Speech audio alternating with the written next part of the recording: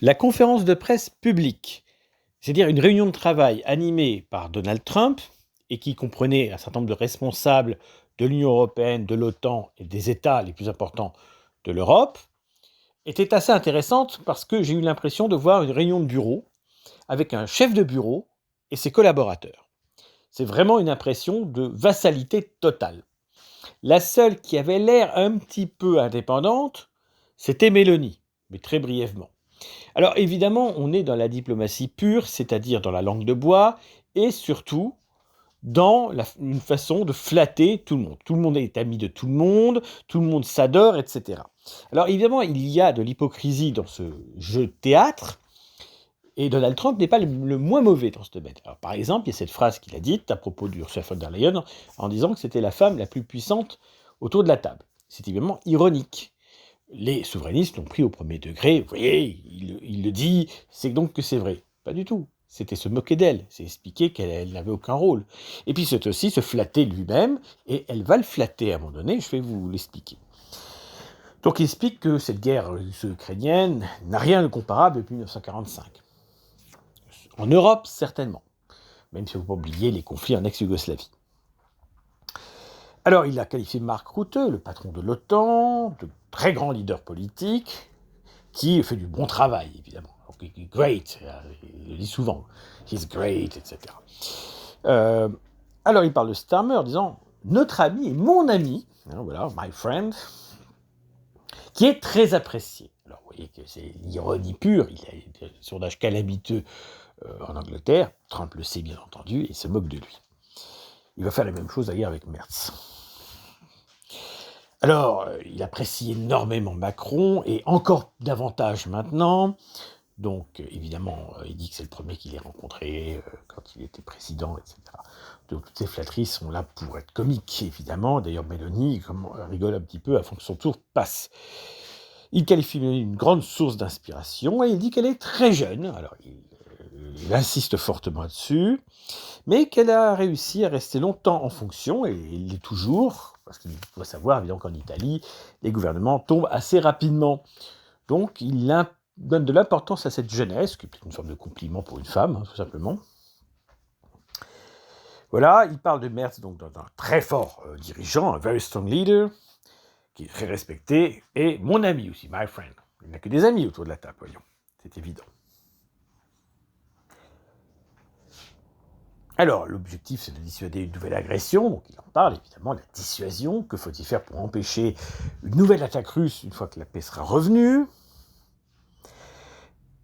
Macron indique à un moment donné que les Européens vont faire ce qu'il faut parce que Trump dit que les pays européens doivent porter une grande partie du fardeau. Finalement, je négocie pour vous, mais c'est vous qui payez et c'est vous qui gérez.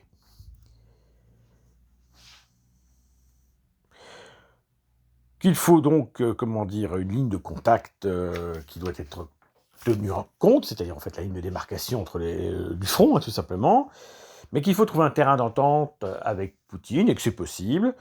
Qu'il y a des avancées positives qu'il faut souligner, qu'il faut continuer dans ce sens. Alors, Zelensky a eu un peu la parole, il a insisté sur l'importance des garanties à accorder. Voilà. Ursula von der Leyen a défendu le fait que les Européens étaient là pour faire le travail, entre guillemets, et elle a souligné, elle a vanté le formidable accord de commerce qui a été signé avec les États-Unis. Alors Trump a rajouté dessus, oui, c'était formidable, extraordinaire, exceptionnel. Voilà. Mélanie a été plus soft, elle a dit qu'elle soutenait l'Ukraine, les efforts de Trump pour la paix, etc. Voilà. Donc vraiment, on a le sentiment qu'il y a une puissance mondiale autour de la table. Ce sont les États-Unis, et puis autour, il y a des seconds couteaux qui s'écrasent littéralement devant Trump, qu'il pourtant méprise fondamentalement pour en tout cas une partie d'entre eux. Mais ils étaient tous écrasés par la tenue même de Trump, la façon dont il animait les choses. Voilà, c'est une réunion où le directeur est là, et puis il y a les chefs de bureau, les gars qui sont autour de lui, et puis qui ont la parole les uns après les autres, comme on peut imaginer une réunion de bureau professionnelle. Vous avez l'animateur principal, et puis vous avez les seconds couteaux. Voilà. Et ça montre une chose, ça montre l'inexistence de l'Europe. Parce que vous aviez qui pour présenter l'Europe? Bon, Zelensky, c'était normal qu'il soit là, puisque c'est des parties belligérantes et il est quand même le principal concerné. Il a été écarté de la discussion directe Trump-Poutine, ce qui était logique au début, de toute façon. D'ailleurs, il semble bien que Poutine ait demandé implicitement le départ de Zelensky, puisque Zelensky a ouvert la porte de nouvelles élections. Bon, on voit bien que dans la négociation Trump-Poutine, il y a cette idée de changement de président. Ça me paraît assez limpide. Et vous aviez qui? Vous avez Alexander Stubb, qui est donc le représentant de la Finlande. Alors vous direz pourquoi la Finlande? Parce qu'elle est à côté là aussi? Non, parce que c'est la Finlande qui a la présidence tournante de l'Union européenne pour 6 mois. Voilà, tout simplement. Ensuite, vous avez Ursula von der Leyen, qui représente la Commission de Bruxelles.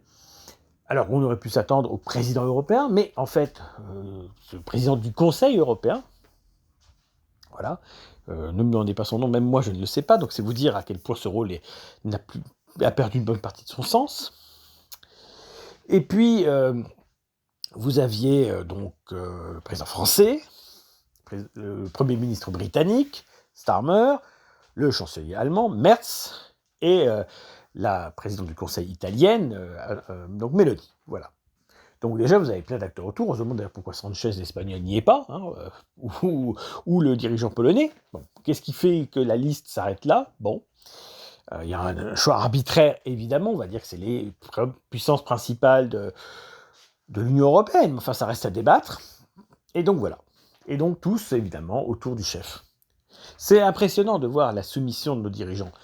Et aucun, n'a manifesté une quelconque velléité d'essayer d'expliquer à Trump un certain nombre de choses. Hein, voilà.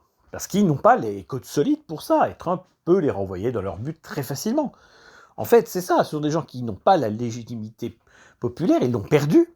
Ils sont très bas dans tous les sondages, hein, que ce soit en Espagne, en Italie, en Allemagne, en France, etc. Enfin, en Italie, non, mais en dehors du cas italien, oui, voilà.